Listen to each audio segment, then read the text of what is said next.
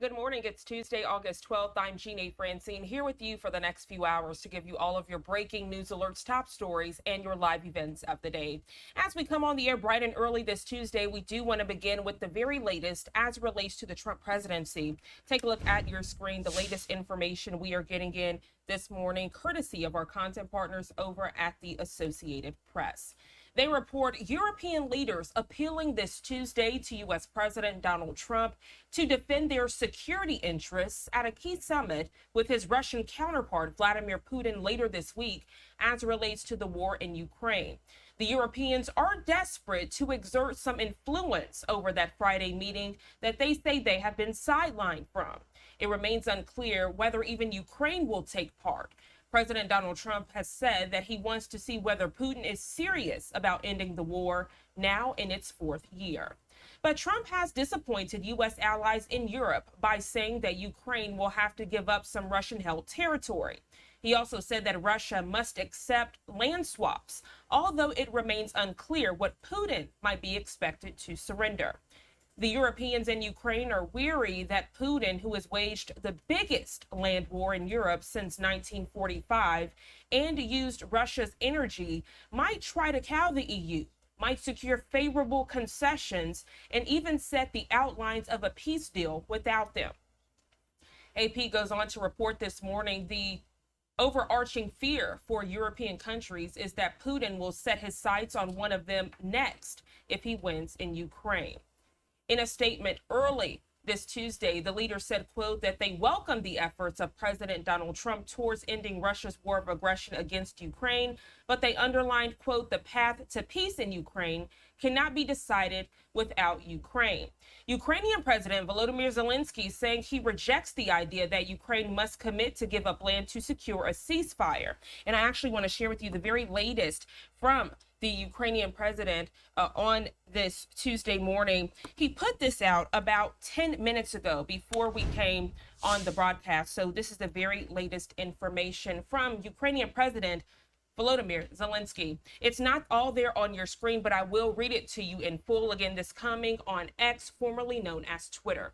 It says, quote, I am grateful to the leaders of Europe for their clear support of our independence, territorial integrity, and precisely such an active approach to diplomacy that can help end this war with a dignified peace. He goes on to say, quote, indeed, we all support President Trump's determination, and together we must shape positions that will not allow Russia to deceive the world once again.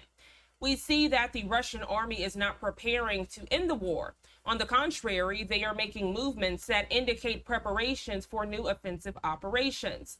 In such circumstances, it is important that the unity of the world is not threatened.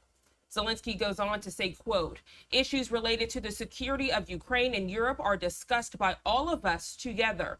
Any decision must add to our joint security capabilities. And if Russia refuses to stop the killings, it must be held accountable. As long as they continue the war and occupation, all of us together must maintain our pressure.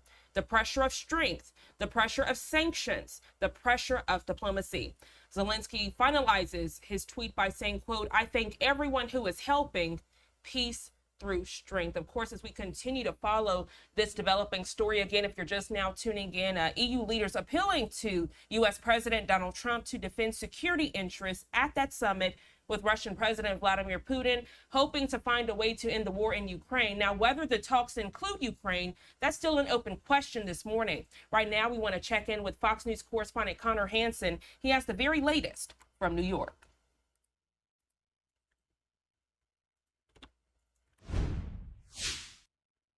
I'm going in to speak to Vladimir Putin.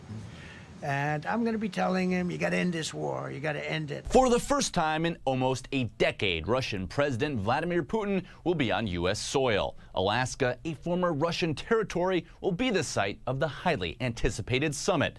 So far, there are no plans for Ukraine's President Vladimir Zelenskyy or other European leaders to join. But they are expected to be in close contact before and after. We're going to change the lines, the battle lines. Russia's occupied a big portion of Ukraine. They've occupied some very prime territory. We're going to try and get some of that territory back for Ukraine. Russia currently occupies about 20% of Ukraine and most of its coastline. Zelenskyy has been resistant to ceding any territory to Putin. The war must end as soon as possible with a just peace.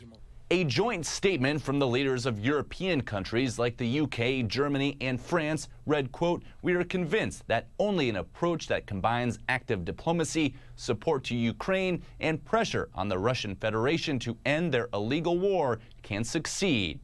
More than 3 years into the war, the fighting continues, with Russian bombs injuring at least a dozen people in Ukraine over the weekend.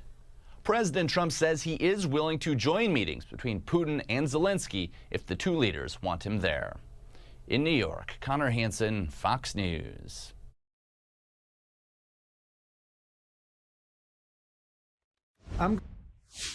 Connor, thank you so much for that detailed report. And as we are looking ahead to that highly anticipated meeting with President Donald Trump, as he is expected to meet with Russian President Vladimir Putin in Alaska this week, it is slated for Friday. I want to give you a live look out in Moscow, Russia, this courtesy of EarthCam. We also have this live look out in Kyiv, Ukraine this Tuesday morning. Also coming back stateside to give you a live look at the White House on this Tuesday. We'll continue to follow all things Trump presidency on this Tuesday as we are leading up to that highly anticipated meeting in Alaska later this week. And again, we will be keeping a close eye to see if, in fact, those talks will include Ukraine, keeping a close eye on Ukrainian President Volodymyr Zelensky's remarks.